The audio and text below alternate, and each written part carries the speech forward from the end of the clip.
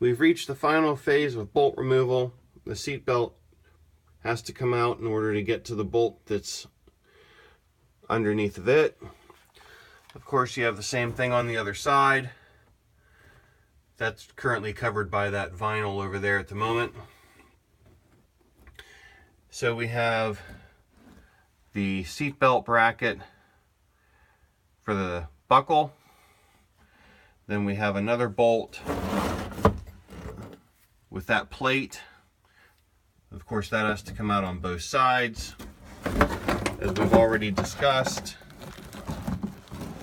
There's the bolts there, as well as the 4 up toward the front.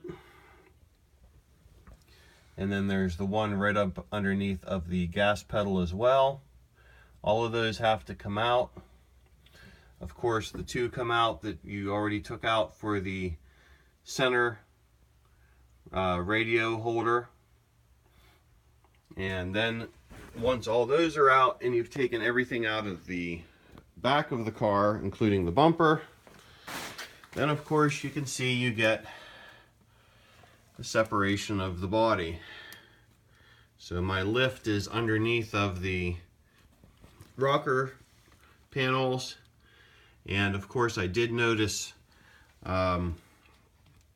door gap flex when I first started lifting, so I stopped and I decided to add straps that go from the holes where the bumper attaches up over top of the roof. And yes, it is putting some pressure on the roof, down into the driver's or the engine compartment, where there happen to be some holes on the inner fenders.